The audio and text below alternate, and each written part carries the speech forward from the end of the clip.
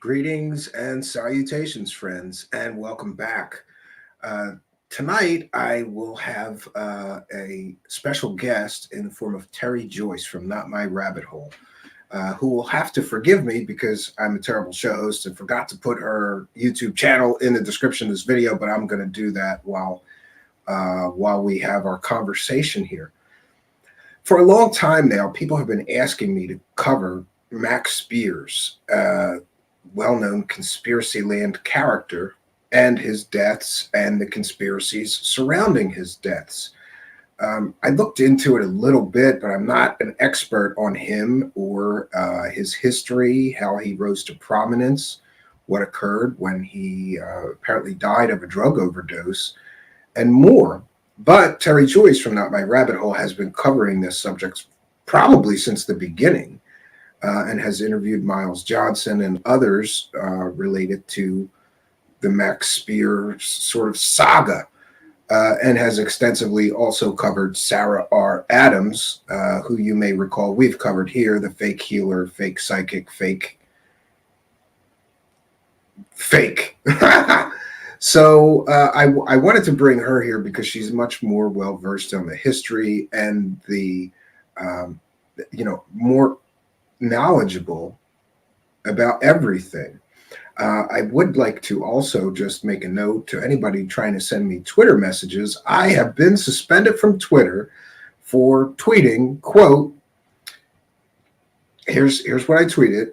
It's a dick. It's a joke, not a dick. Don't take it so hard.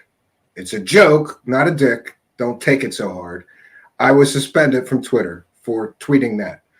Now, despite anything that I think about Twitter, right now there are people from Hamas, there are people from the Islamic Brotherhood, there is Louis Farrakhan is allowed on Twitter spewing all kinds of hate and racism, and there are literally terrorists are allowed on Twitter.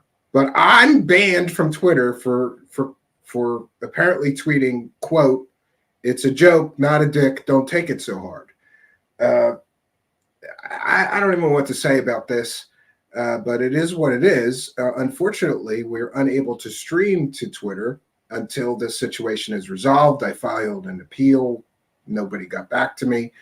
I don't even know what to say about that. It's ridiculous that literal terrorists and Nazis and other people are allowed on Twitter today, but I'm not, because I tweeted, it's a joke, not a dick. Don't take it so hard. And by the way, that was in reaction to some feminazi who took issue with our apparently hiring an out-of-work stripper here to read the UFO news. This person was so dumb, they don't realize that that was a goof. It was a goof. It was a sketch. It was a comedic thing. It wasn't, I didn't.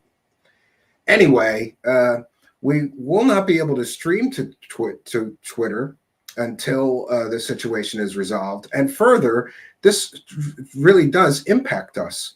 So if you'd like to help us out, I would appreciate if you could copy and paste this video and tweet it out for us right now with the hashtag UFO Twitter, Tere Joyce, conspiracy, something like that. It would truly help us because I can't tweet this. That's the major way that people find out about the live shows. We're going to have lower attendance than usual, which really isn't fair. There's nothing I can do about it. These corporations do whatever they want to do, and it is what it is, friends. But I'm told, according to this, what do I have left on my suspension? 4 hours and 4 minutes left on my suspension. I guess I got to be more careful what I tweet in the future. Welcome to the world where you have freedom of speech as an American citizen, but not on a private platform. And, I get those arguments back and forth. Well, it's a private company. They can, whatever.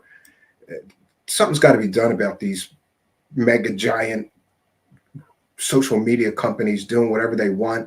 And just to be clear, I'm fine with there being rules, but the fact that there are literally terrorists telling people to go blow up, Jewish people in Israel right now on Twitter, and all manner of other people inciting violence and all this other stuff, that's allowed, but what I did is apparently too much. It's just ridiculous. Anyway, back to tonight's subject. Again, we'll be doing sort of a deep dive on Max Spiers and conspiracies surrounding Max Spiers. Bringing in our expert witness here.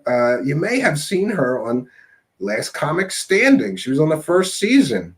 And you may know her from the fact that I love this story. Apparently, the comedian Carrot Top and his friends tried to gangbang her once, but, you know, that's a story for another time. Welcome, Tere Joyce. Hi. Thanks for having me on to talk about Max tonight. I want to make you mentioned that he died of an overdose, and that is not exactly correct. The Which is why you're here. Report says that he also had, right. Okay. Yeah. The autopsy report said there were drugs in his body. There was the Turkish form of Xanax. There was traces of heroin that was apparent. And he also had pneumonia. And any one of these things could have taken his life, but really it's overall inclusive. And that's kind of like what forensic, anthropologists, basically forensic analysis is. It's not really sometimes a total determination of what somebody's death is. It's more like, well, these causes may have caused him to die, but in a sense, like if it were a murder case or something like that, you'd have to go into court and have it like proven pretty much. Okay, well, not that really makes it any different, but he was ill at the time of his death. Okay, well, I would like to start at the beginning because, honestly, I'm much more familiar with Sarah R. Adams and her superhero origin stories. First she said she was a super soldier and the black goo gave her superpowers. Then she was an alien hybrid and that's why she has superpowers. She retconned her superhero origin story several times. For those not very familiar with Max Spiers, can we talk about some of his claims, what he first came out with, what he was saying, what he was because he gave lectures on all of this stuff. And I try to watch some of it. I'm like confused, really. Can you give us some insight into how he got started, how he got so popular, and what he was saying? Okay. Yeah. Well, okay. There was a Carrie Cassidy had started this super soldier program type of thing with, like, say, for example, Duncan O'Finian. If you go before Max and James and everybody else that came down the line, there was Duncan O'Finian and I guess a guy named Jeff Corsi. I think Jeff Corsi was his name. And I was on Revolution Radio at the time, a host, and there was also an Aaron Hicks that Carrie had interviewed. She came out and said that she was a Rothschild. She was the first person of that ilk that I had actually seen. And I think, and then they did these super soldier forums, which was in Henderson. The one that was where there was James and Sarah and Max at was in Henderson, Nevada. There was also Stephen D. Kelly was there. There were several people that were involved in this particular media that were part of that particular event. And that is where Carrie Cassidy did the initial interviews of James Casbolt and Max Spiers together. From there, this whole super soldier thing became coined.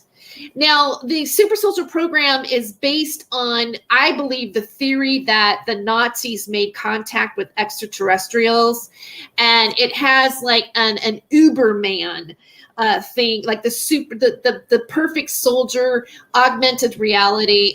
Augmented asset.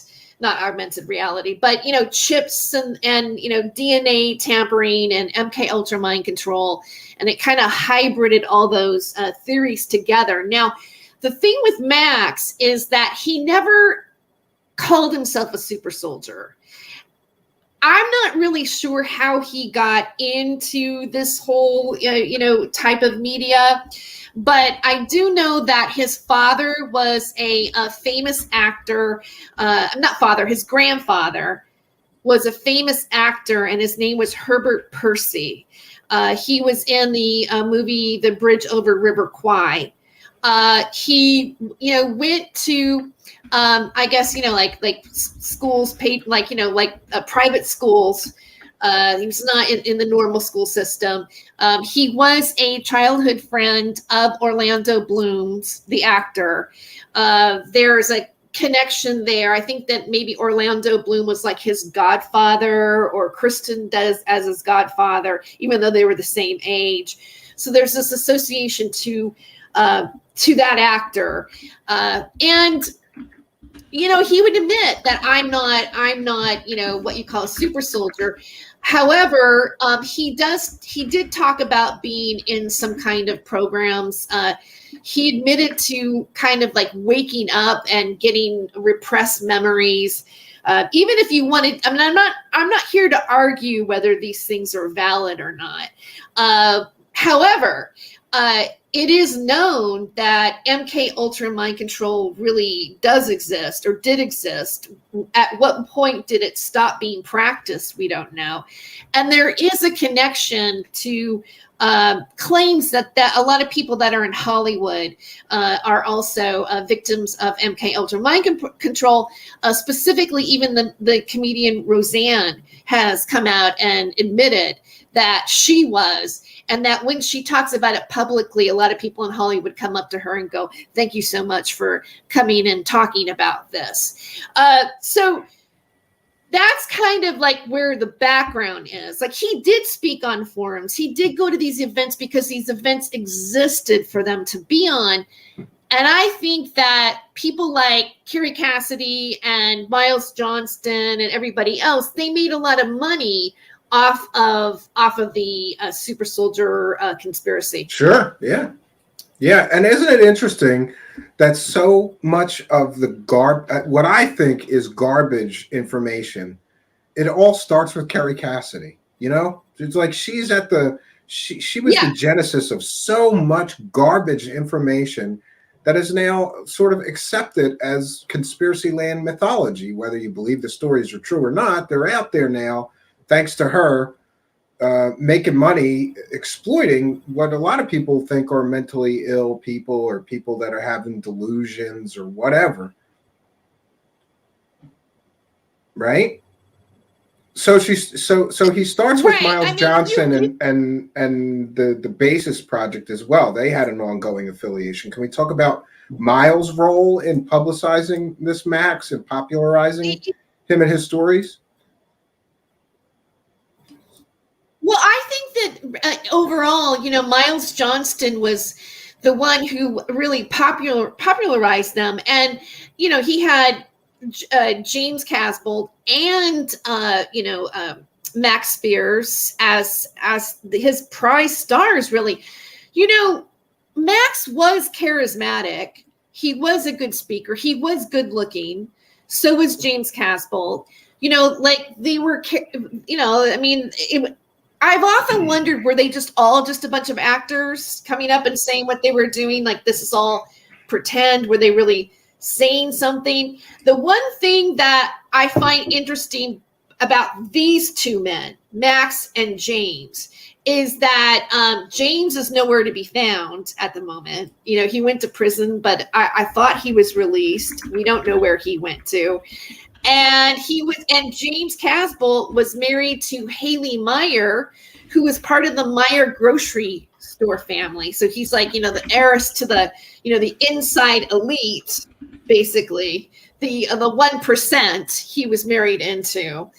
And Max, had this kind of Hollywood pedigree family that he came from, so.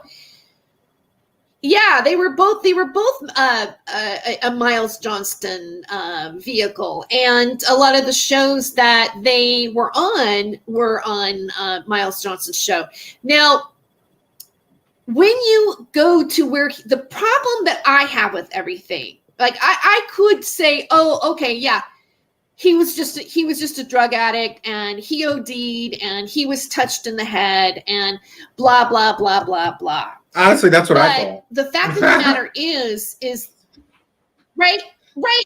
Okay. So, and that might be true. I mean, I can't prove that, that he wasn't that way. I did interview him before. I did have contact with him up until, the time that he had died. And, he's well spoken. He's well researched in whatever he talks about, but the problem that I have with the circumstances around his death, number one, is the fact that his computer was wiped, all of the information was missing, and the fact that his cell phone was wiped. And one of the excuses about the cell phone is that Sarah Rachel Adams was sexting with him in the bathtub, and it accidentally dropped into the water. And then that was the first initial reason why they said, well, we don't have this information. Then Vanessa asked for the SIM card to be mailed to her. And when she got it, it was scratched, and it was sent to her in the crease of a book that was about human sacrifice. And I have crazy. Verified this. I'm not that's just crazy. Saying, I've talked, right. That's a bit weird, right? So well, especially to do that to somebody's. I'm sorry, for those unaware, me and Terry seem to have this. Pardon us if we talk over each other because we have some kind of a delay going on here. We do. So it's weird to say like over. Sorry, your turn. Okay, so it's kind of a sickening thing to do that to a grieving mother, to send her son's SIM card from his phone inside a book on human sacrifice. Like, who would do something like that to a grieving mother? That's gross. Absolutely disgusting. Yeah, it's disgusting. And I think that a lot of people have had a lack of sensitivity for Vanessa. And to be honest with you, I care about that.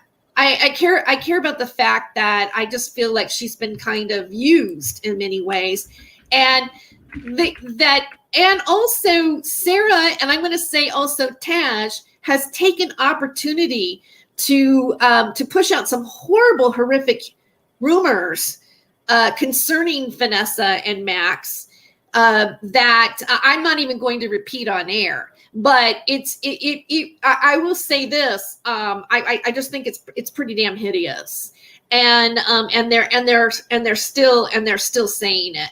But beyond this, like, the point that I'd like your audience to know, or whomever's listening right now, is when it comes to the cell phone dropping, and this is just one of the problems I have with the narrative, is that at the time of Max Spiers' death, and I've confirmed this with Vanessa Bates, Max was really not in a relationship with Sarah at all.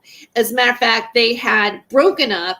And also, if you watch the interview of Carrie Cassidy and Miles Johnston, the first one that they did post Max Spiers' death, there's a woman named Sandra DeRoy who calls in, who also is part of this community. She is a filmmaker for targeted individuals. That's how she came on the scene, because Miles Johnston did a film contest. Okay. And she was communicating with Max before his death, and was even going to go to Poland to visit him to be in her film. And according to her, she says Miles told her not to go because they were going to do Max in. And that Miles said something like, don't you break your pretty little face. So she came out about a year ago and started talking about this. But despite all that stuff, the main thing that gets me is that even on that show, Sandra said that she spoke to Max maybe 10 days before he died. And he said that he still wasn't with Sarah, that he was not on drugs, that he was still detoxing, and was keeping toxic people out of his life. And so I find it really interesting that post Max's death, there was this sensationalism that happened in the BBC about how mysterious he died. there was a documentary that was done. All these stories came out in the paper, which had Sarah in them. And Sarah even made claims in the paper that he was being harassed by Satanists. So this media took whatever opportunity it wanted to spin whatever stories they wanted. And then those stories they contradict themselves later on. My problem right away, early on, when Max died, I did a video and edited it down. Eventually, it was a show that I did on American Freedom Radio, and I was just kind of talking off the top of my head.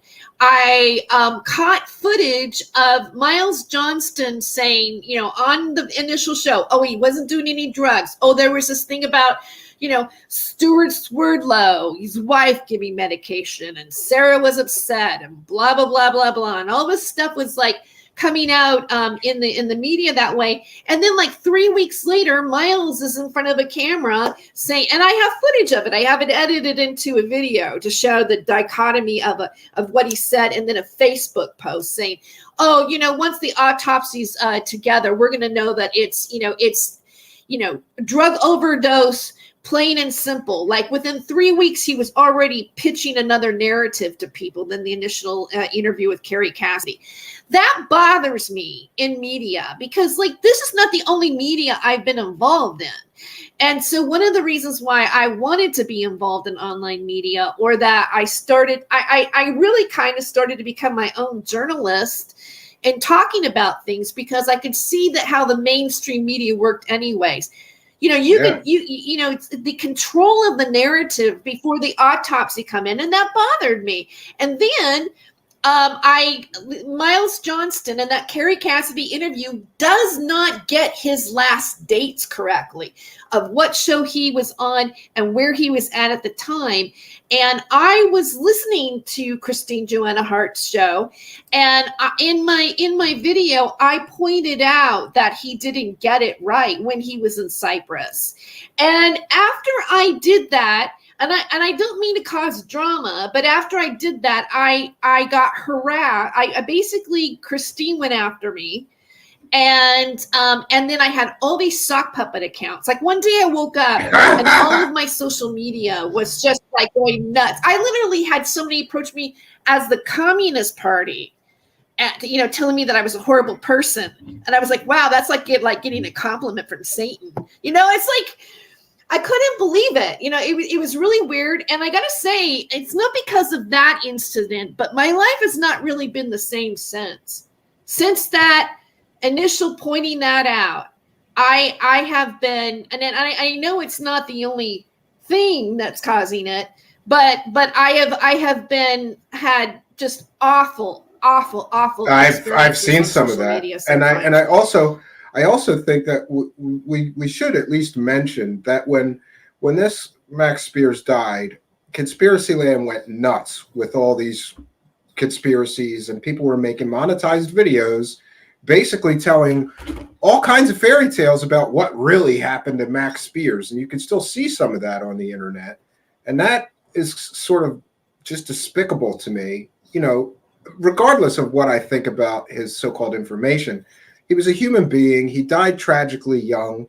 He has family. He has a mother.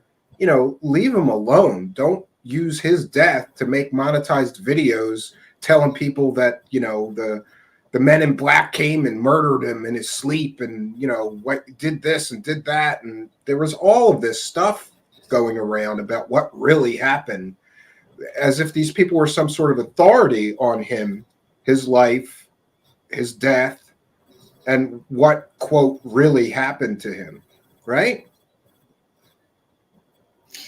Yeah, there is a lot. I mean, there are some things that you can sift through, the conspiracies and try to piece the facts as much as possible. Like my question is like, well, how is it that, I mean, again, like if they're right, because look, Taj and Sandra DeRoy went on Sean Atwood's show last year and sat there together, and Tash still confirmed the dropping in the cell phone story. And I'm like, okay, how does that happen? If Sandra DeRoy was on Carrie Cassidy and Miles together talking about Max for the first time, calling in on that phone and saying that Max said he wasn't in a relationship with her. And then later on, years later, Sandra comes up with another theory about things, and they end up going on Sean Atwood's show because they're going to tell all the people that he probably got killed for, the list of people in Hollywood that's like involved. They want to name drop, who the child predators are. Yeah, right. Yeah, I like how they're always picking on Tom Hanks. Right. So how do they know that I kept asking that question over and over again, like how could the cell phone drop because of Sarah if they weren't in a relationship? Like, who made that story up? And then who benefited from making that story up? Like, it really benefited Sarah to go to the press and make it look like she was still his current fiance. She was his fiance at one time, but she wasn't at the time of the death. And when I see people in this media making up stories about somebody's death that in some way is under investigation or was at one time, then you're lying. And why are you lying? Why are you saying something that is not? And I got to say, ever since I've said that, I mean, Sarah has come after me so hard this last year with picture, like I've had people on Instagram, like I know she was part of it. They drew penises on towards my face with sploosh coming on it and talking to me about personal things. No, that I know that someone like her would know. Oh no, It made dudes jizz on you. Yes. That is terrible, Tere Joyce. She finds me on every platform she could possibly find me on, and then and then like threats like, oh, well, there, the one where she said that I, threatened to rape her, came into my chat, said I threatened to rape her, and that one of her superpowers was that she was blunt. I'm like, you know what, Sarah, that's not a superpower, first of all. Well, she does have a lot of superpowers. So why is she doing this to me, though? And for those unaware of Sarah, what problem Sarah is does she have with me? Yeah, and for those unaware, Sarah is a fake. First she was a fake super soldier. Then she decided she was a fake alien hybrid. Then she decided she was just a totally 100% alien, no longer a hybrid. Then she decided, no, I'm none of those things anymore. I'm a psychic intuitive healer. And she does things like sell people $250 medbed sessions where you go through a Stargate up to the spaceship and get your medbed session and meet the extraterrestrials. But of course, it's just a Skype call. So, her attacking anybody else's credibility is ridiculous. If you ask, I just sit back and watch. And for those unaware also, Sarah R. Adams has threatened to sue me 10 times now publicly for saying that her superpowers aren't real and that she scams people selling garbage to them. Yeah, and we hear this often. I've heard this story often. Yeah. Maybe you could comment on this. He vomited black goo before he died. I've heard that. It wasn't. It was black liquid. I don't know if you would call it like black goo, but apparently he was vomiting some sort of liquid that was black, and he had done that. The interview, the last interview. I don't know if you've ever listened to it. It's very difficult to listen to. He's not okay. He's slurring his words. He's inebriated. It sounds like he needs medical attention. Right. And they don't give him any medical attention. And that's not the first time that Max has been interviewed under the influence of something. Miles Johnston took it upon himself to interview Max under the influence and then kept the tape for many years. Like, he came to me even back in 2018 and talked about it and said, as if he might show it to me, as if I'm showing it to certain researchers because it has, this particular information. And the one thing that got me just recently is I've seen that footage now. I've gotten a copy of that tape, that interview, and I've seen it. And I know that his most recent upload about Brighton.com, about the Max and Sarah interviews, he published the first half with Max because it happened on the same day. And then he's edited part of the drunken interview without explaining anything about it and just stuck it in there. like not explaining to people why he was in the state that he was. If you watch the actual footage, which by the way, the first part is on my Spotify because I published it. I published it because I wanted to show like what the whole interview was and how Miles, first of all, Miles comes out on the video and says he claims Max was assassinated now. They always change their stories. None of them are consistent, like I said. Yeah, it gets more and more fantastic. Oh, it gets more and more fantastic. Yeah. Right. Just, whatever they want. Right. So he says Max was assassinated and that earlier that day, he got triggered in the morning. There were agents swarming them everywhere, blah, blah, blah, blah, blah, at the pub or wherever they were at. And that Max was inebriated and explains, he says, but there's really important information. Let's all be adults and look at this information. And then he sends that to Vanessa and says, I think it's time to publish this now. Really doesn't even give her the option to like say, no, I don't think it should be published. And then ends up like taking a part of it and taking a slice out of it and then just going, yeah, here it is. And I abhor that in media. It's something that bothers me so much because they do it all the time. They take somebody out of context and somebody says something, go, oh, look, he is racist or he is this. Look at him say this. But if you showed the beginning and the end, what they said would make different sense to you. It's a trick. People take everything out of context. And so, they take things out of context. So I just that's my argument. Yeah, I just got called a misogynist for hiring a stripper to read the UFO news, and they really thought that I hired a real stripper. They were so offended. It was a goof. It was a goof. It was Intel lady dressed up like a stripper. It wasn't, But anyway, yeah, people take things out of context. But what was so troubling to me to see when this guy died, like I said, is just, he was a human being. So let him rest in peace, regardless of what you believed or didn't believe. But we see this time and time again, like when Mark McCandlish died, people had all kinds of conspiracy theories that the men in black came and murdered him because he was getting too close to the truth about aliens and telling people the truth. It's nonsense. It's just, anything to keep a story going. And dead men tell no tales. So what always bothers me is that oftentimes, like in the case of Mark McCandlish, I don't think that he had many friends in conspiracy land to stand up for him and say, don't go lying on him. He just died by suicide tragically. Leave him, rest in peace, leave him alone. So I stood up and did it. And boy, the nutters came out of the woodwork telling me how wrong I was. And the men in black killed him. And, it just, come on, especially when somebody dies tragically, like Max or this Mark McCandlish, like it's one of my pet peeves, like leave them alone. They have family.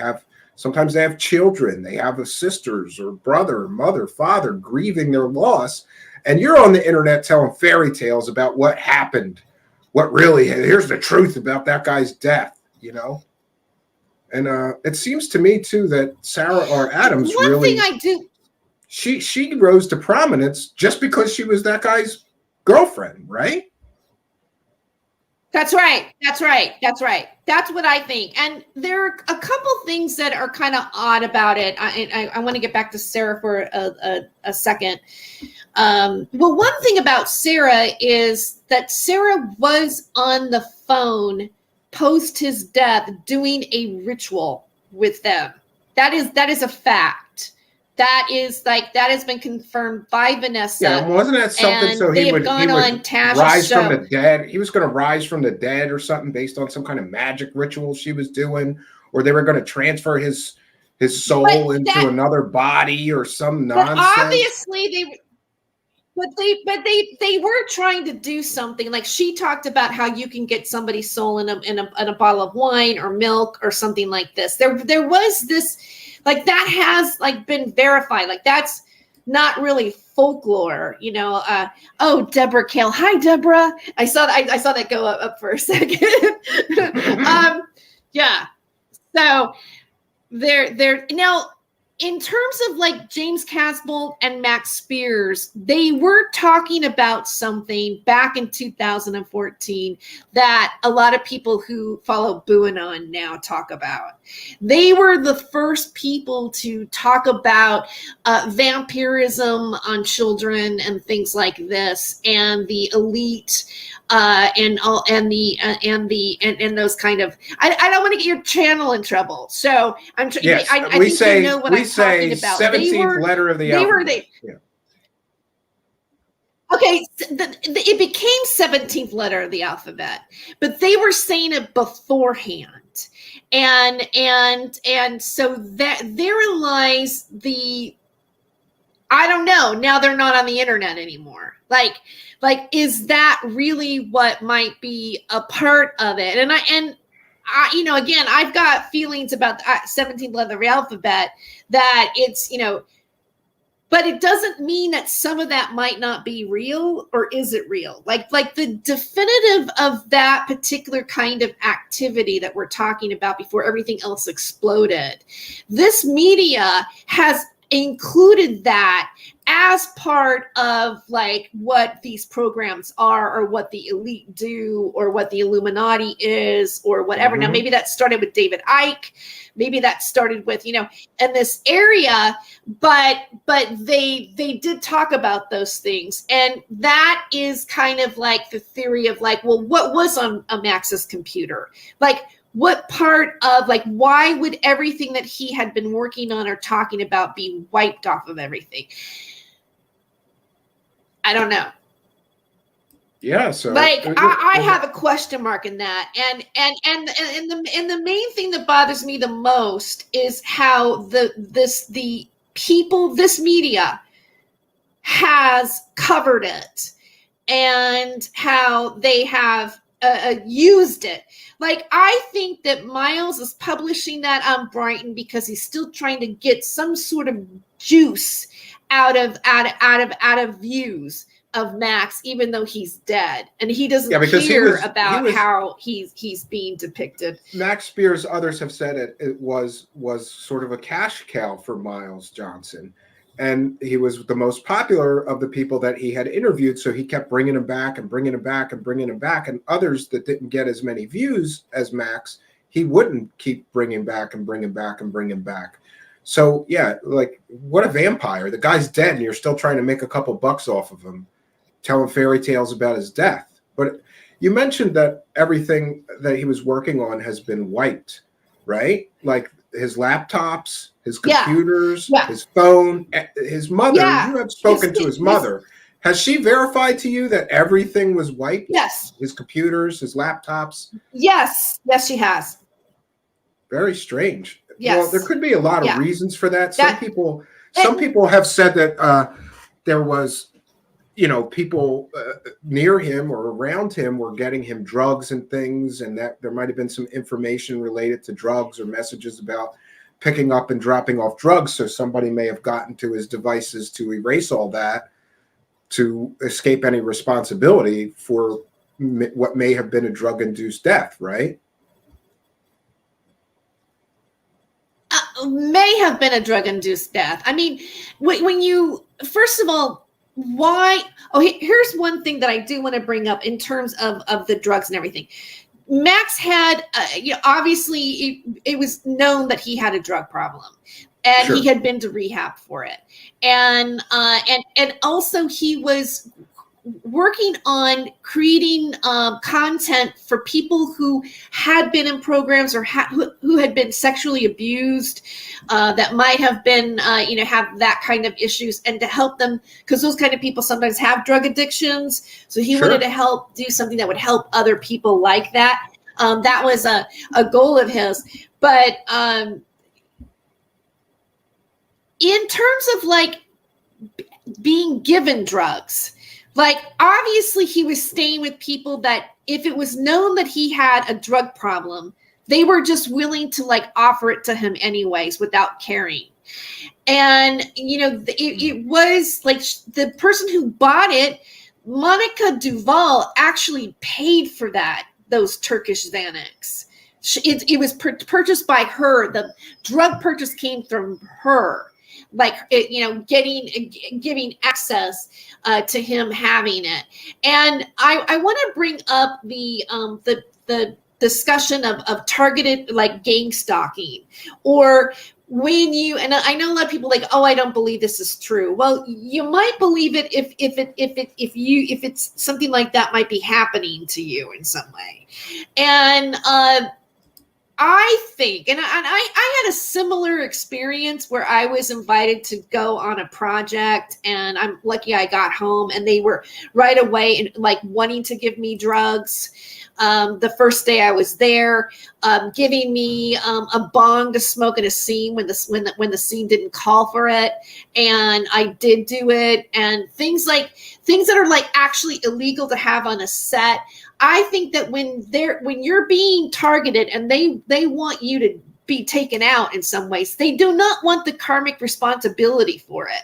So what happens is that you get tempted. They want to know if you are an addict, then you want to get you started again. And then, it's real easy to, like, if you're living at somebody's house and you're in a foreign country and you don't have much money, because I'm pretty sure he wasn't making the big bucks by speaking on all these conferences. That's not normally how it works. So when you are in the care of somebody else and at their whim, and they're giving you the food, let's say you do a drug and then they put like a little bit of something here and there in your drink and your food or whatever, so that when you do die and your toxology report does come out, then they can go, oh, well, they had this, this, and this, and this. Well, were they actually aware that was in there, that they took that in or not? It karmically, on a spiritual level, if you're the person who does it, then you gave consent for it. You were the one who did the first drug. So everything else that might be put in that sends you over the thing, you're OD'd, will not fall on the people that are doing the harassment. Yeah. I know that sounds really way out there, but I think that they're like, when you see celebrities dying or you see somebody getting a hit, I think it's, and I've talked to other people on this topic too as well, and it's really about you doing you in. It's about belittling you or harassing you or doing whatever you can, organized whatever happening around your house, or bugging or whatever it is. That is all meant for you to either lose your mind over it and be incarcerated, or they want you to like actually kill your own self. And then they're all happy and somebody gets a nice little paycheck probably after all that. Well, and I thought we could talk for a little while about what is. Yeah. I think it's very, we got to connect some dots there. But yeah, and I thought we could talk for a little while about what actually, because people are arguing about this in the live chat. Some are saying, no, he wasn't a super soldier. He got pushed into that. Like, what was he talking about in his lectures? What was he purporting himself to be, an experiencer? He was talking about aliens sometimes, AI, black goo, super soldier stuff, Mars jump rooms. What was his sort of shtick in conspiracy land? And what got him so popular? That's hard to define. That's why I think that people, saw him as being a UFO researcher, as opposed to calling him, a super soldier. He was talking about Hollywood sometimes, which is an interest of people. That's why I wanted to interview him, because his grandfather was an actor, and I had become interested in the Dave McGowan book, Inside the Canyon, which is about the Laurel Canyon scene and how the military industrial complex has pretty much, created like the hippie movement, or how the mamas and the papas and Frank Zappa, they were all in that area, and the Air Force Base that's up on the top of Laurel Canyon that Jared Leto lives in now, and everything like that.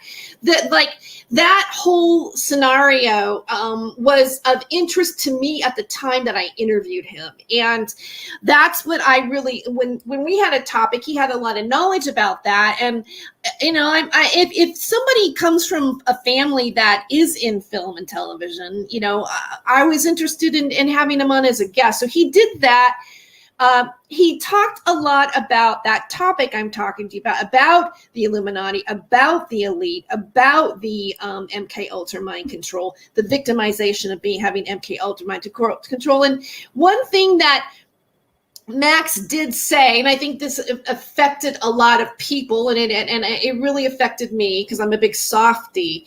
And he said this on my show. We talked about Robin Williams and whether or not we thought Robin Williams was a hit or not. Like if he was not, because like a lot of times you just see celebrities dying for whatever reason. There's a lot of times there's a conspiracy after that when they do die. Right now, everybody's talking about Bob Saget. But, there are some strange things going on about Bob Saget in his death, right? So, yeah, I didn't know about that. And I read into it and I was shocked. I was like, wow, they're just going to call this a suicide, a closed case? Woo-hoo. There is some weird stuff going on with him. So, yeah. Yeah, and then there's the whole thing, not to go off on Bob Saget, but this whole Full House thing, and the some of the things that he said that were really inappropriate. That whole it's weird too about Full House because I'm kind of connected to it in a weird way because I did. There was one time where I was dating John Stamos's one of his best friends before Full House happened, and I was at John Stamos's house, and I answered. Did he try to gangbang you? His mom.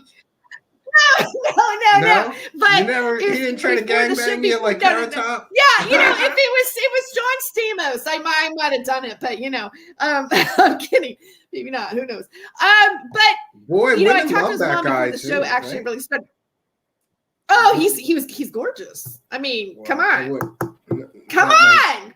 Not he's my gorgeous. cup of tea. So he's not your cup of tea. Yeah. Yeah, no. He was beautiful back then, and he still is a good-looking man, I think. But out of all of them, and then Dave Coulier, I've done a scene with before in a production thing, so kind of bumped into that world a little bit. But that Hollywood world, yeah.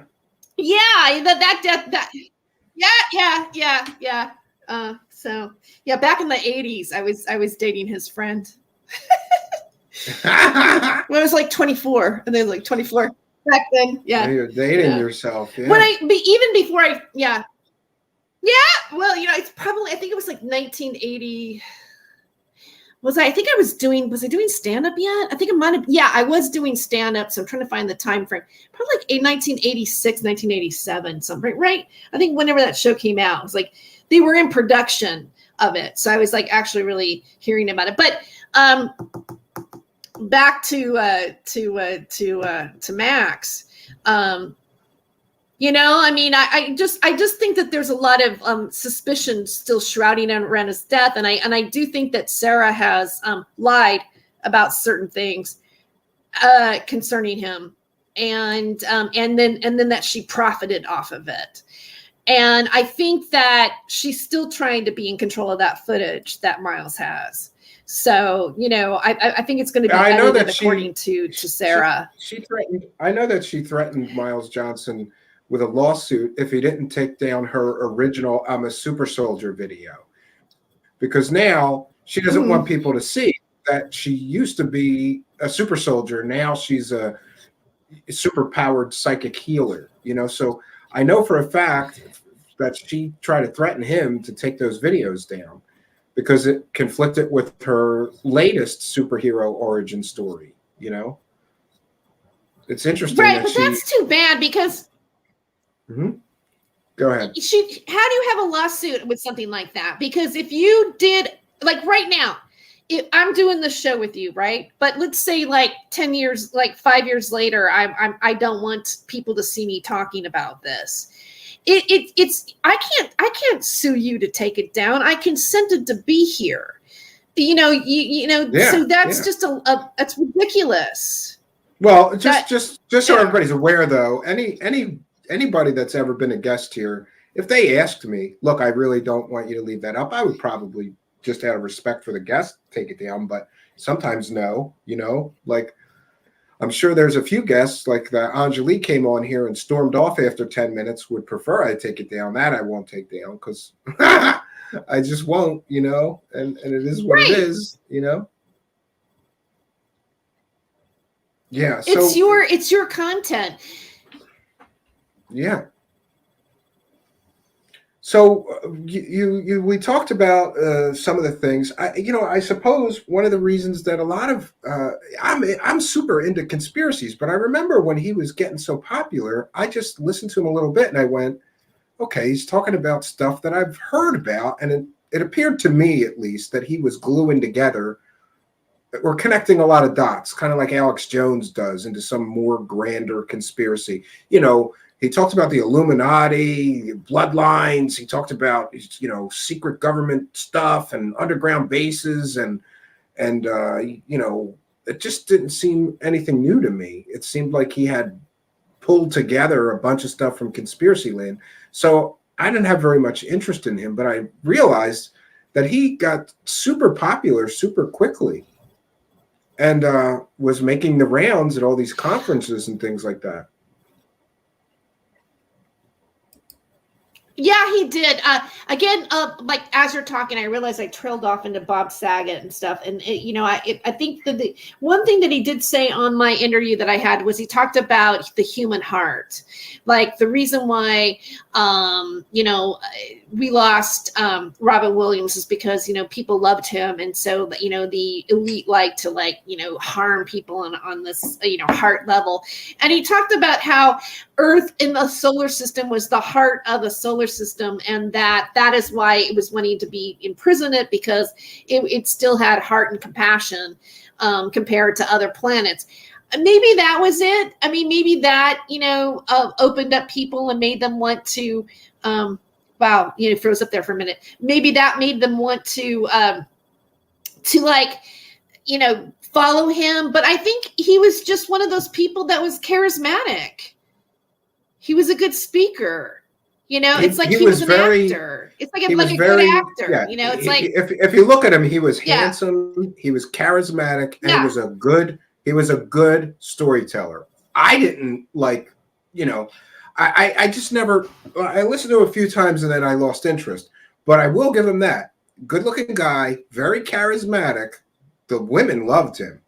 And he was good at putting these stories together and explaining these things and connecting all these dots that, to me, you know, I don't know.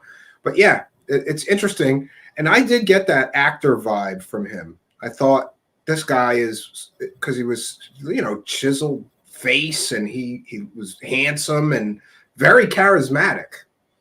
And that may have been the secret to some of his success. Oh, okay. Yeah, he actually, I mean, I think he wanted to be one. I mean, he was in that, he was trying to be an actor, you know, and, you know, yeah, I think he did take research. I think I heard that Miles pressured him. I need new material from you. I need new material from you. So it like, he talked about his background. He talked about how, you know, he had MK Ultra mind control and these different things. He said his own stories just like everybody else did, but he also spoke about a bunch of other topics that really had nothing to do with him per se.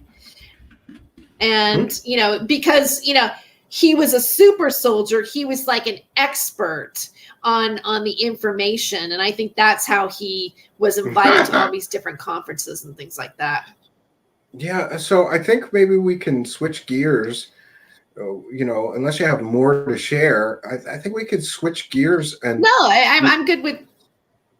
Yeah, I think we were going to do a show before all about this Oki's weird stories, and how, for those unaware, there's a YouTube channel, right? It's called Oki's Weird Stories. Is that what it's called? And he basically, this guy, I think so.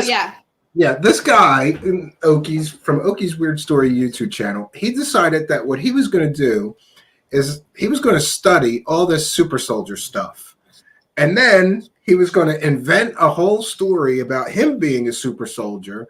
And by the way, in his story, he was trained by a clone of Kevin Spacey. right? And he went to Mars and Right. fought aliens, and then he goes on the Super Soldier Channel's YouTube show and tells his whole story.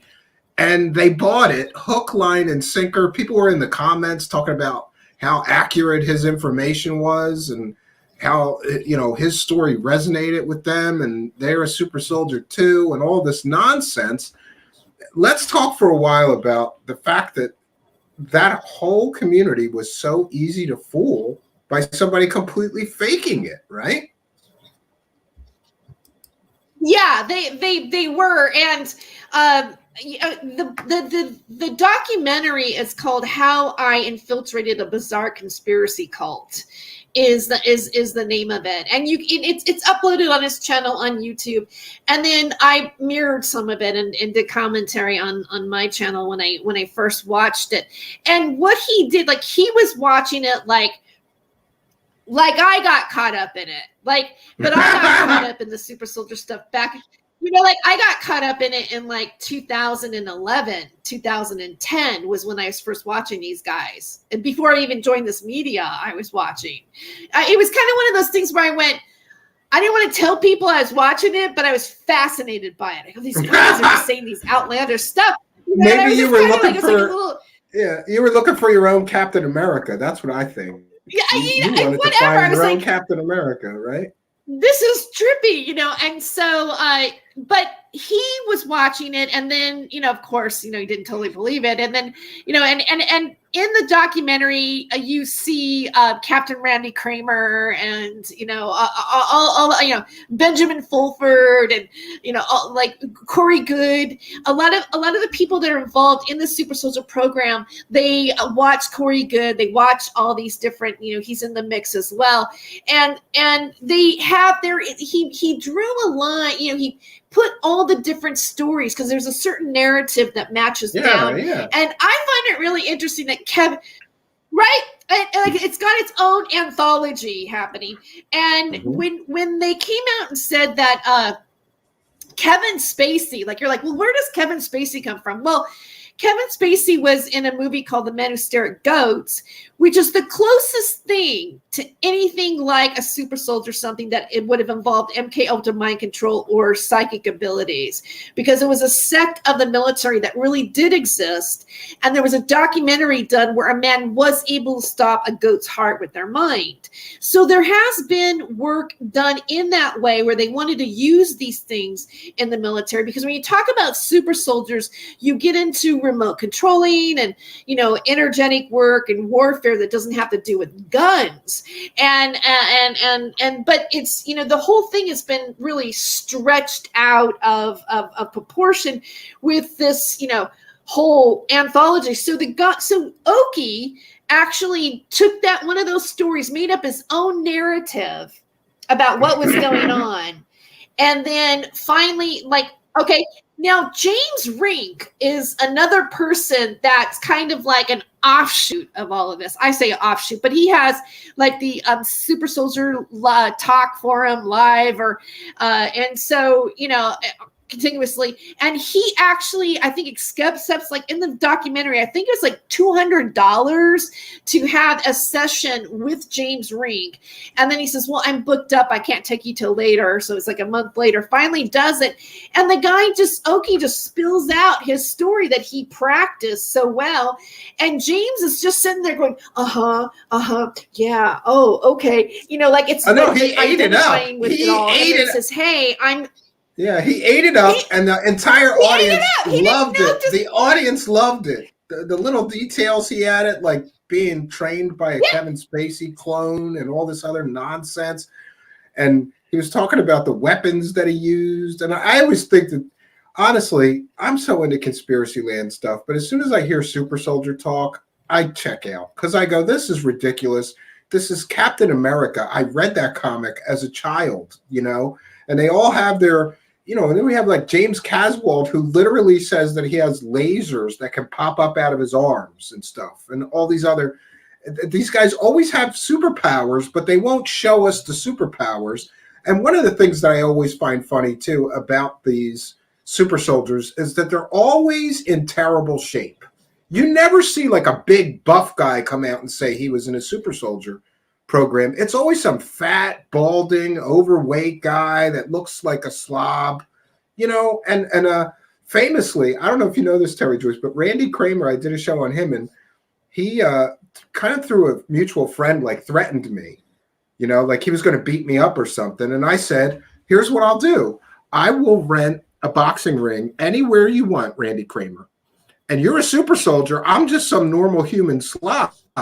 So you should be able to beat the living shit out of me, right? In a box. You're a super soldier. I offered him $10,000 to get in a boxing ring with me for however many rounds he wanted, 3 rounds, 12 rounds, whatever he wanted. And if he beat me up and beat me in a boxing match, I would give him the 10 grand. Crickets.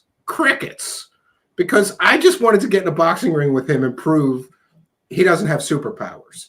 You know, and it's funny when you like confront some of these people with how much what they're talking about is a delusion, they lose their minds because it's like something breaks in their head. Like, oh my God, this guy is saying that my stories are fake and I'm fake and this isn't real. They lose it a little bit, you know?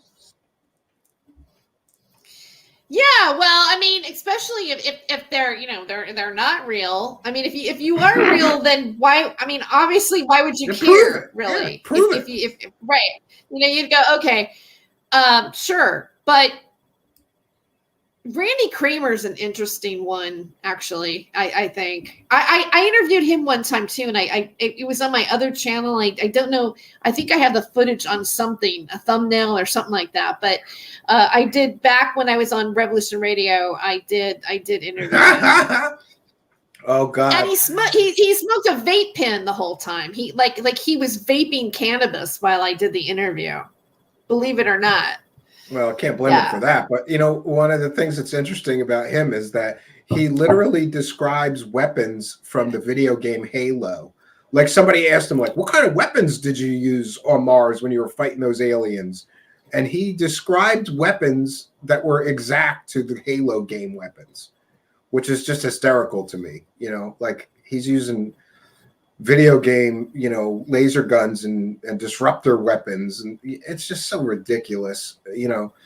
And that guy, of course, claims to, you know, be a Marine and a Navy SEAL at the same time, which is impossible. Ask any Navy SEAL. You can't be in the Marines and the Navy at the same time. It's absolutely ridiculous. But it is what it is. That guy's still very popular. He sells, what does he sell? A course on how to become psychic and move things with your mind for thousands of dollars.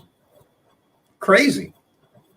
But I'm sorry, back to Oki's strange stories. What? Okay, so back to Oki.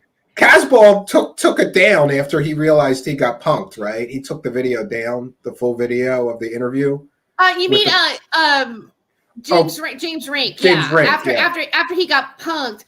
Because like first he had the session for the $200, right? And then he verified, yeah, you've definitely been in the program. And do you want to speak in Vegas? And then so the documentary filmmaker went out to Vegas to a David Farman UFO event. And I don't know if you guys have ever been to one of his events, but I have actually.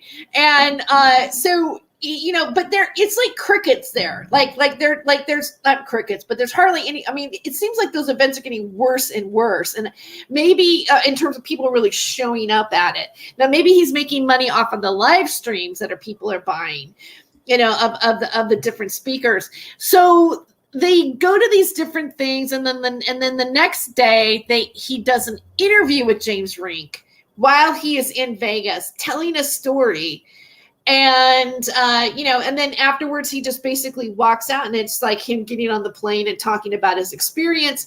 And Oki says, like, as I had practiced my story over and over again, and I said it was almost like I believed it myself. Like I could almost see myself like writing books. He did a great job. Stuff like that. But, you know, that's not, yeah.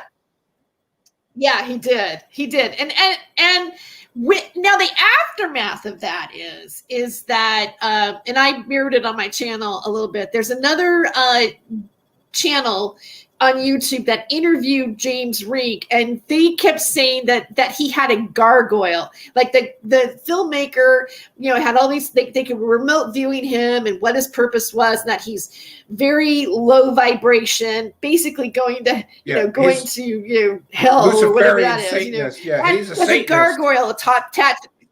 Right, yeah.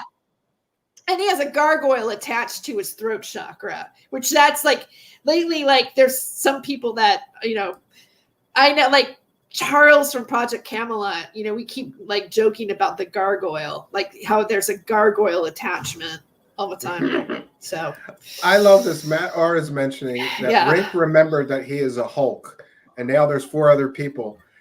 Like if you look, it's a kind of a guilty pleasure of mine, this James Rink Super Soldier channel. Once in a while I tune in just to hear the ridiculous nonsense that his guests talk and watch him sit there. There are literally people that go on his channel and claim to be the Hulk, like they grow to be 10 feet tall and have all this muscle, and my thing is always like, do it right now, show us. This is such nonsense. But yeah, there are people claiming to be the Hulk, or like, they all have different kinds of superpowers. I think they all read too many comic books or something. It's crazy. Well, that's the whole thing. I mean, it is based on the superheroes, and there's some people who believe that they are that superhero in real life, that the superheroes are based on somebody. But then again, interesting enough, in this video that's the drunken video of Max, he makes mention of Superman, and that Superman, the character Superman, is connected to this kind of Nazi Uberman thing. That right, and that the people that played Superman had interesting things happen to them. That there's a link between like Christopher Reeves and the original guy and this and that, but there is this link to that part of the UFO conspiracy. Matter of fact, I'm taking a speech class, persuasion, and the last time you asked me to come and talk about OP, right? Yeah. Yeah, I'm taking it, and one of the things is I had to do like a perspective. Like the topic that I ended up with is, are there really extraterrestrials? And then I narrowed it down with my instructor that it was, did the Nazis make contact with extraterrestrials? And I did a perspective speech on it where I gave different examples, but I didn't say that I believe one way or another. Now I'm going to do one where I say it's a fact. I'm taking the proving it is true angle.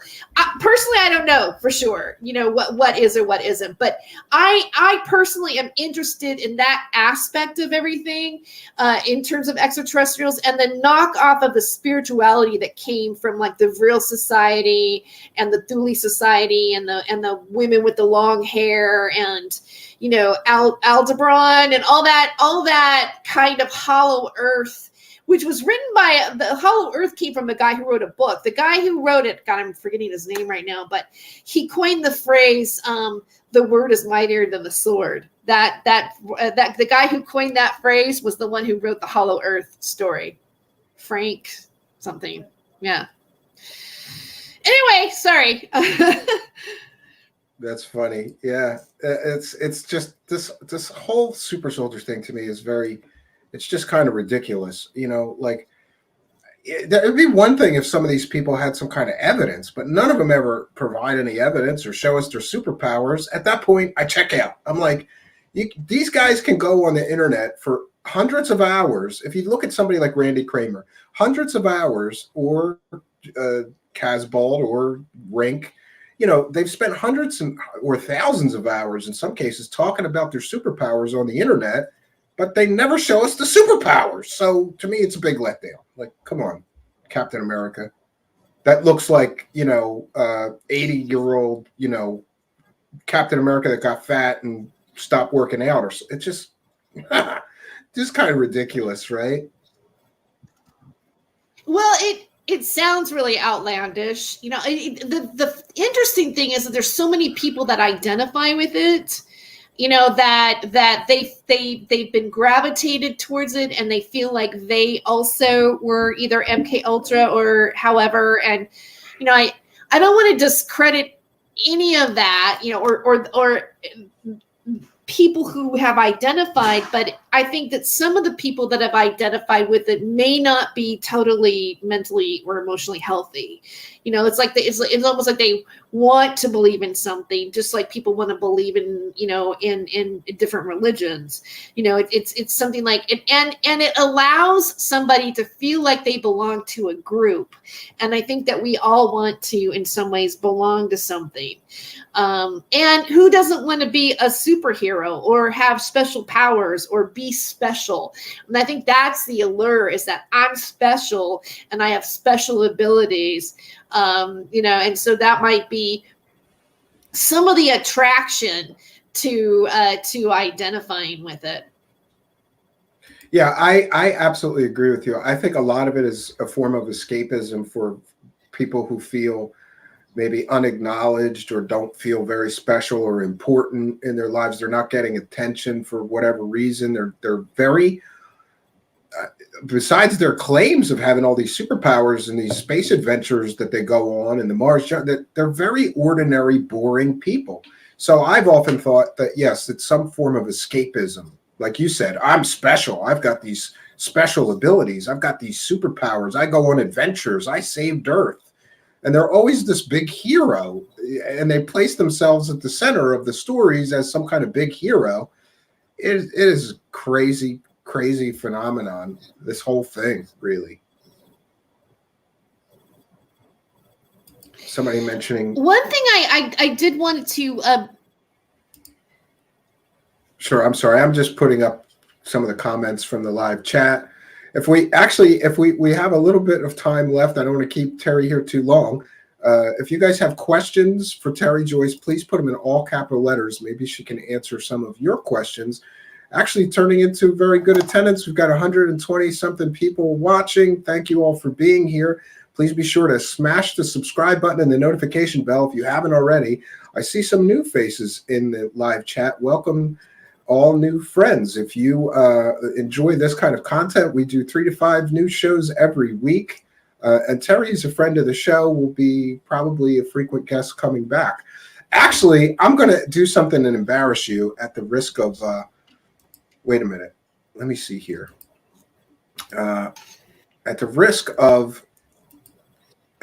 of a copyright strike, did you know that somebody is putting, I don't know, this channel is called Comedy Time. Did you see Comedy Time's YouTube channel? Tere?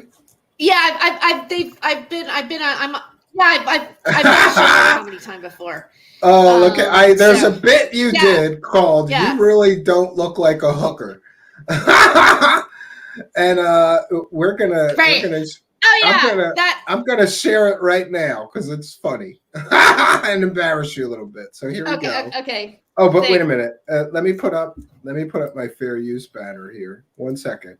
This is a transformative. Oh yeah, because it is guy. It's not. Yeah. I don't have control of it. Yes, we're educating the public and critiquing the videos that we are sharing. This that we are sharing is one of Tere Joyce's stand-up comedy. A portion of her stand-up comedy routines, and it's called "You Really Don't Look Like a Hooker" by Tere Joyce. So, oh my God, I forgot some of that material. I forgot. Yeah, I had to embarrass you. Sorry, but I think that you should include more of that. Of your comedy bits in your own videos, like even just as a bumper to start or end, or like it's good stuff. I love the joke about faking an orgasm. My wife is very funny sometimes too. I go, somebody was talking about faking orgasms, like one of her friends, and she goes, "I would never ever do that." And I go, "You would never fake an orgasm?" And she said, "Absolutely not. I'm not going to encourage subpar performance out of any man." So she wouldn't fake one because that's funny. Yeah, like they better keep going until I come. I'm not faking it, This is taking a strange turn. Right. Yeah. Well, they're. Go ahead. Yeah. Oh, thanks for showing that. That's nice. Thanks for showing that. I appreciate that. It's funny to look back at some of that material. I know exactly that time frame. I had been on Last Comic Standing at that point after I had done that set at that time, because the bit with the martini was something that I was working on doing in the competition for the 3rd season. So I know that I was trying that out. I don't know if you want that backstory, but yeah, I used to do a bit like that where I would come out on the stage to do the magic show, and I would do about 5 minutes of magic, and then I would just stop and I would start looking at my watch and I would start smoking and drinking a beer. And then people would start looking at me, and I would always pick some guy in the audience and I would say, "This guy's looking at me funny. What's your problem? I'm on a break. Don't you get a break like this at your job? Sounds like you picked the wrong job, pal." And keep drinking the beer. It was great. But this is a great kind of a funny joke too, because nobody is expecting you to take a martini out of your purse, right? And that was a bit from Last Comic Standing too. I did it on the 3rd season in competition, and some of those other. I mean, like, you want to know this, but I know that at that time when I was doing that set, I was actually prepping myself. I was trying that bit out there that night so that I could get it down to do it in the competition of that show, because we came back for a 3rd season, and which was it wasn't the same, because the first seasons of Last Comic Standing, it was more of a reality show, like it was a hybrid between Big Brother and American Idol. So we were competing, on stage, but we were also living in a house and showing those dynamics. And I was on the season when Ralphie May was on the show. Dat McFan was the winner. And then on the 3rd season, they did a straight. I was going to ask you about Ralphie May, because and then the 3rd season was. Sorry, we keep having this. Sure, go ahead. I apologize to the audience, because yeah, we've got some kind of like a 5-second delay between me and Terry. So if you hear us talking over each other, we're not being assholes. It's just a technical issue. So I'll try to ask a question and then let you talk. One of my very favorite comedians of all time is Ralphie May. So I wanted to ask you, like, was he just as funny off stage? What kind of a guy was he when he wasn't doing his thing? Okay, that's a good question about anybody who's a comedian, because, like, he was funny, but he was just a person. I mean, like he wasn't funny all the time. Like he wasn't on all the time in life. If he lived his life, and you could have conversations like we're having conversations with one another. But and most comics are that way, really. I mean, that what they do on stage, they're not like that all the time. Like, if you see what I'm doing, like, that was really kind of a character that it was like, it was almost like a blown up portion of my personality that was blown up, but just one aspect. Exaggerated. Sure. So it was like, since, you're not right, and, but in life, it's a different story. Although we were probably on that show because we would interact a certain way with each other, obviously, because they have to, we're not supposed to get along. Right. And then also, we are going to have moments of being funny, because we are comedians in that sense. So, but yeah, Ralphie May was funny. I mean, he found a way to smoke pot. I mean, Ralphie was, loved weed, and so there was one. Right. And there was one, and I knew we had a mutual friend, Ralphie and I also got to know Lana a lot, which at the time when we were doing the show, she was just his girlfriend, but he ended up marrying her later on, and they had kids and everything. But and she's a comedian, but I expected Ralphie to be the winner of that show. I felt me too. I mean, and I know this is probably weird for me to.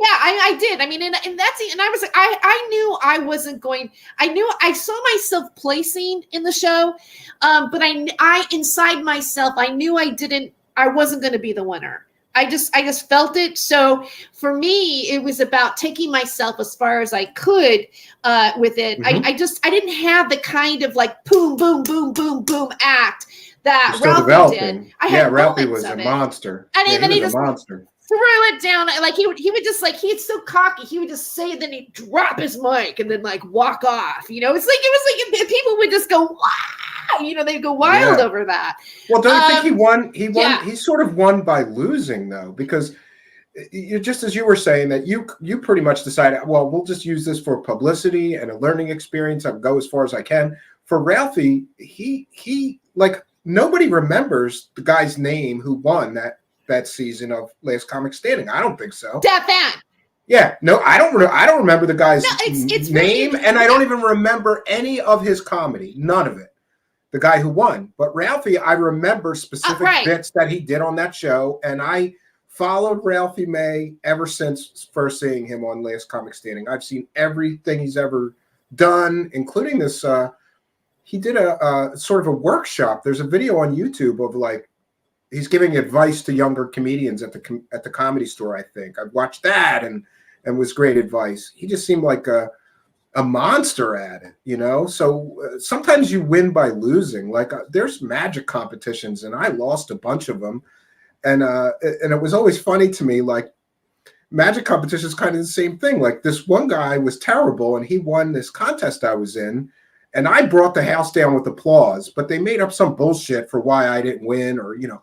And then I did my act on like 7 different television shows, and that guy never did his act anywhere publicly again, just at this contest full of magicians. So sometimes you win by losing. And I'm sure, don't you think the publicity, even though you didn't win and the experience was great for you? Well, of course. And, you know, really the producer, Peter Engel, he said something because when we were doing the 3rd season, you know, I was hanging out and everything, you know, backstage, and he would say, you know, like a couple of the girls from like Kathleen Madigan and gosh, I'm forgetting her name will come to me in just a second, but they were upset because like at that time as women, we felt like we weren't winning because we were women. Some of the women felt that way. I didn't really particularly feel that way. I was just really grateful to have gone as far as I had. The main thing, because Peter Engel would say everybody wins. Everybody who made it this far won. Like at that point, from being on Last Comic Standing, even like I had such exposure. Like I did 6 episodes out of the 9, you know, and so, and you know, I had the hair at the time, the spikes and everything, and you know, I did have 15 minutes of fame. Like I would be walking around on the street and people go, "You're that girl on that show," and I go, "Yeah," you know, like when I went on stage after the show aired. In the club that I had always performed in, that club at the Ice House, I could tell when they announced my name that the audience went, oh, like they had like, oh my God, you know, like this, the girl from that show, she's here, and it was, and that's something that I didn't have prior to the show. And even now, like even today, when I, you know, if I go to a job or I do this or I say this or I'm wanting to do this in the media, it's a great thing to have on your resume. There are comedians that were on that TV show for a second and didn't even get picked up for nothing. And they go, I was on Last Comic Standing. I was featured. My face was on Last Comic Standing, even if it was just for a brief amount of time. And, you know, I did 2 seasons of that, of the show. So, and I really had a sense that when I was on the show, I knew that something was happening that was going to change the comedy scene, and I was a part of it. That once this show aired, people would never see. They'd never seen comedians live together before. They didn't know what it was like to like lift the veil and peek in and look at people. And it was at a time where reality television exploded. Yeah. So the experience of living with cameras everywhere, the whole place was set up like cameras, you know, with cameras, and like on the day that we wrapped, the director that directed the reality part brought me in, because I was always asking at the directors and everything what was going on. Like, I was always interested in the production aspect of the show, even though I was a contestant. So they kind of took me in and they showed me things. The directors would come in and they would let me see them edit and stuff like that. Oh, yeah. Because I knew the gig was up. We were all on a reality show. The main thing is that when they cast that show, because it was cast, basically, you had to be the funniest in your type and your category that you were going for. And and when I saw the breakdown of Last Comic Standing and Backstage West before I auditioned, I said, "There's going to be the fat guy, okay? Yeah, that there's the Asian guy, the yeah. black man, the black girl, but it's a Joy Behar type, and then I go, and then there's me, and I was the alternative. I was the alternative comedian.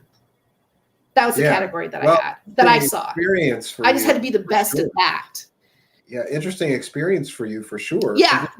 Did you go on based on that publicity to go do, go around and tour and play a lot more clubs and stuff like that, doing your set after the show?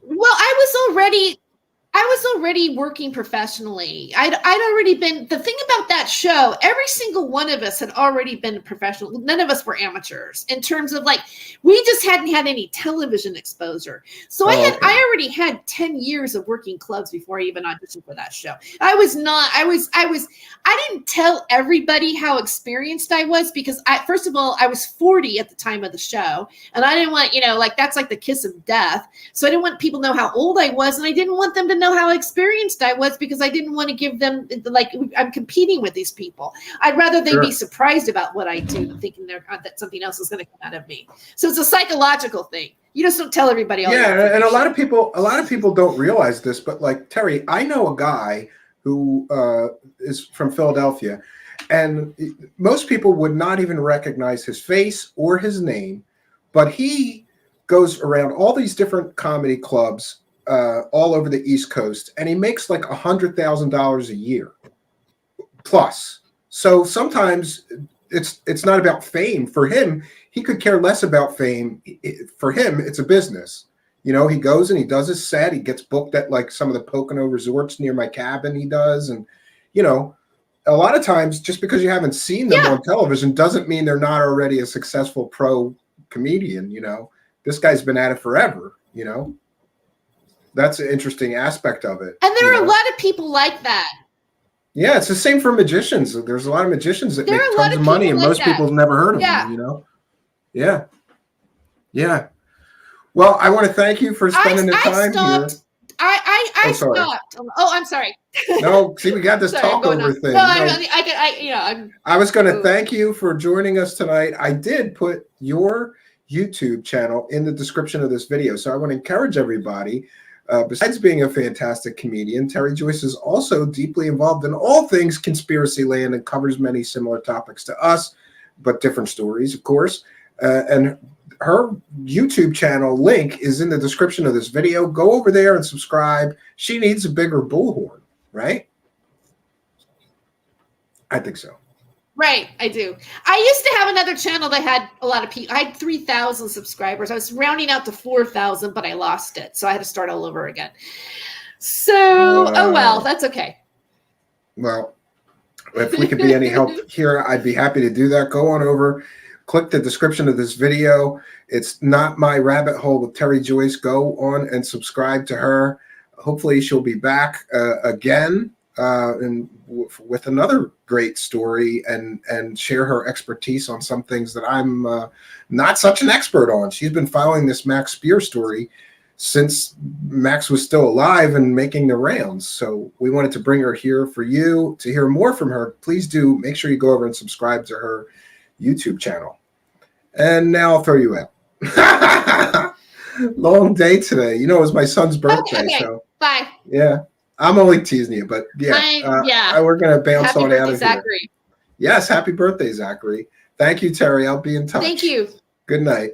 All right, there we have it, friends. I wanted to highlight some of her comedy because people kind of forget that she was a fairly famous comedian for a long time, and not just one of covering conspiracies. She did the whole comedy thing for a long time.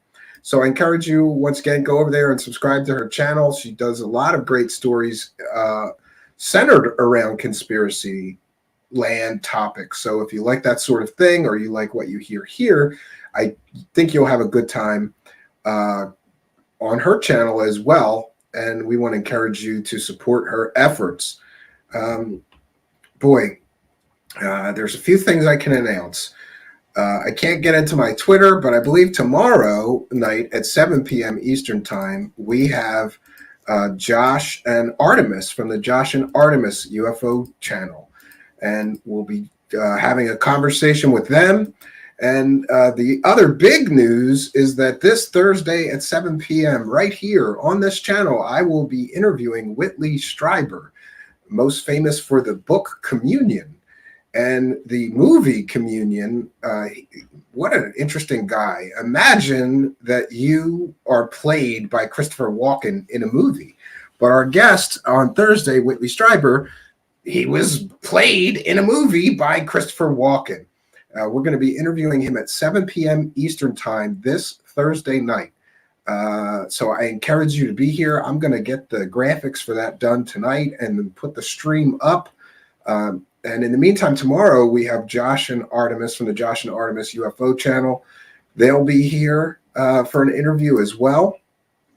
I don't even really know what to ask those guys, but we'll be talking with them. Probably most interested in how they got started and why they're so obsessed with this thing. Like me, they're just as obsessed. So we've got a great week shaping up for you. We're also still working on this Todd Standing story. For those who are unaware, Todd Standing is a Bigfoot researcher who claims that he routinely films Bigfoot creatures. And we have taken, if you're a Patreon supporter, you'll know this already, we have taken some of his money shots of the Bigfoot creatures that he films from his documentary, and we've enhanced them, slowed them down, increased the contrast and the clarity of some of the images that he claims are real Bigfoot creatures. And we're going to be doing an entire breakdown of his so-called evidence. It's going to be called, Is This the Face of Bigfoot? I'm hoping to get that out this week. I'm just waiting for some of the experts that we have employed to chime in on whether they believe that the footage is real or imaginary or hoaxed. And I've brought in, let's see, we have a stage illusionist, we have professional magicians, somebody that does special effects and creature effects, looking at this footage, as well as Bobby, which is a cryptozoology expert. We want to get all the experts to look at this footage and tell us what they think. Interestingly, I have tried to reach out to Jeff Meldrum, who is in this documentary, to see if he believes that footage is real or fake. He's a PhD and an anthropologist. And I just thought it was crazy that this guy's got a PhD anthropologist in his film, but he doesn't ask him what he thinks of the footage. It's almost as if Todd Standing employed Jeff Meldrum in his documentary just to add legitimacy to his Bigfoot footage. But we're going to be breaking that all down as soon as possible. I also would like to announce that we're going to be doing an interesting story on Richard Dolan, who got caught selling yet another fake story. And we're going to do a breakdown on that, the dirt on Richard Dolan Part 2. How many fake stories can Richard Dolan get caught peddling? We've got the Roswell slides. We've got the CIA deathbed confession, which is now an admitted hoax. We've got, let me see, the latest is the Wilson documents. I believe those are a complete and total fabricated hoax. We've got now 2 admirals who basically say that he's full of shit when it comes to the Wilson documents. And now the latest from Richard Dolan getting caught selling yet another 100% verified fake story. Richard Dolan, at the time that the UAP report came out some time ago, claimed that he was in possession of information from the classified version. And he went on to make a bunch of monetized videos, both behind his paywall and public videos that were monetized, claiming that he had the information of what was in the classified version of the UAP report. But recently, thanks to John from the Black Vault, that version, though it was somewhat redacted, was released. And nothing that Richard Dolan lied to everybody about. You remember, he's got a source, a verified source, and that source told me everything that's in the classified version, and I'm going to tell you all about it. Sign up for my membership. It turns out that all the shit he said was fake, and we're going to break it all down for you here on a future episode titled The Dirt on Richard Dolan Part 2. People have been asking me for a Part 2 for a while. I was holding my tongue because I figured I'm going to prove another of the stories that he peddles is completely and totally fake. So Richard Dolan caught red-handed again selling another completely and totally fake story from another completely and totally fake made-up anonymous source. We're going to break it all down for you, friends. Nothing I like better than finding out Richard Dolan lied through his dough scam teeth again. You know, how many times is that guy going to get caught peddling fake stories? Why does he have this huge monster following? Now, granted, people will say, you're just jealous because he has a following 10 or 100 times what you have. Yeah, you're right. But you see, I have this particular handicap that he doesn't have. I can't lie to everyone. I can't make up fake anonymous sources.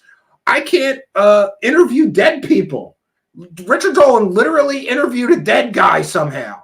Now, I know there was a guy he was interviewing, but the guy he was supposed to be interviewing died 4 years before he did the interview. Amazing. Richard Dolan interviews dead people and has a huge following. Richard Dolan pushes the fake Roswell slides and has a huge following. Richard Dolan pushes the fake Wilson documents and has a huge following. And now Richard Dolan pushed this fake story that he had the information in the classified UAP report that we now know was a completely and totally fake story. Why are people still listening to Richard Doe Scam Dolan? I'd like to know. It's fascinating to me. How many times is that guy going to get caught selling completely and totally fake nonsense? We've personally caught him 3 times now, right? 3? Is it 2? 3? I'm losing track of how many fake stories we caught Richard Dolan selling. He lies through his dough scam teeth, okay? And we'll break it down for you going forward. I want to thank our guest tonight, the always wonderful Tere Joyce, friend of the show.